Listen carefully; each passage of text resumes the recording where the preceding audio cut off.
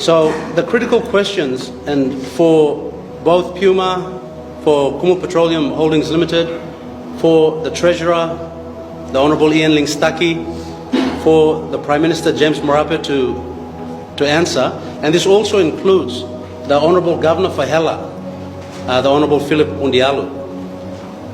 See, we're saying here that the fuel crisis affecting Papua New Guinea involves the Hela provincial government trying to take over the supply of fuel to the country. This fuel crisis is artificial, it's not man-made. We're not having a fuel crisis because of the law of supply and demand. We're having a fuel crisis here because you've got a group of people that are trying to take over the fuel supply to the nation. The questions here are, what is the real problem between Puma and the central bank? Why has Puma not been given enough foreign exchange to provide an essential service to the functioning of the country? Why has the state, under the Prime Ministership of James Marape, directed Kumu Petroleum Holdings to be the de facto central bank in issuing FX to Puma, when this doesn't fall under the purview of a state-owned enterprise like KPH? Why are we compromising the integrity and independence of the central bank? Has the central bank run out of US dollars?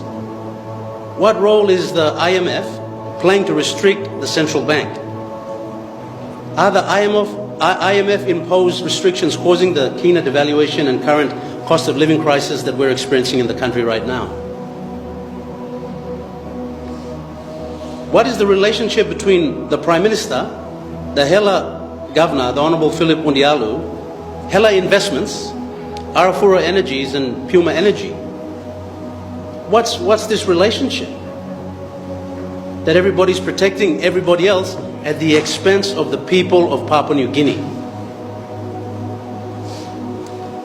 Has Arafura Energies fulfilled their orders with Puma?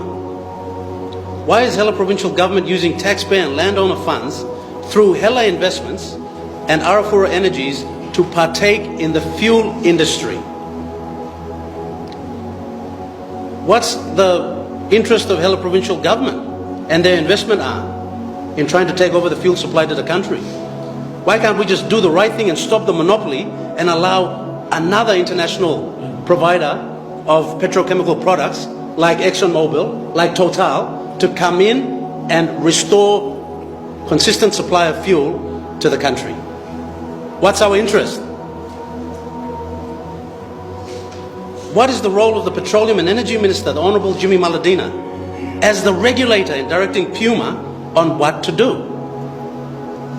Is the good minister acting outside of his powers and putting pressure on Puma to help Arafura Energies?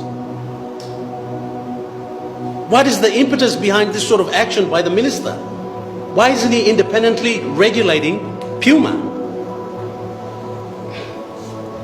Arafura has not fulfilled the second order of fuel supply to the country and is up for penalty and damages from Puma for another 11 million US dollars.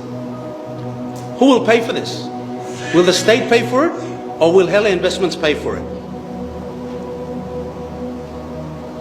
These questions just highlight a sinister plot and scheme that is completely risking the stability of fuel supply to the country.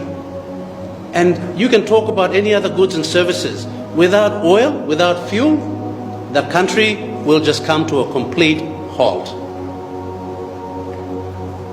So this sort of insidious action, and these players, they have to come out and tell the country what interest they have in trying to take over the fuel supply for the nation.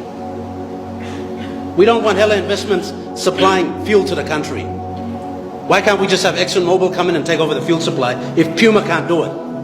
What's so hard? This comes back to the point that the alternative PM was making. The Prime Minister, Honorable James Marape, is incapable of making tough decisions for the good of the nation. And this is why we're having a problem. Crisis after crisis after crisis. It's not just a fuel problem. It's a fuel crisis. It's not that payroll's not on time, we've got a cash flow crisis. The country's becoming insolvent. We keep on borrowing money to repay the debts that we already can't manage. There's serious implications here. And in his wisdom, the Prime Minister has just gone ahead and reappointed the Honorable Ian Lingstaki, the sideline treasurer.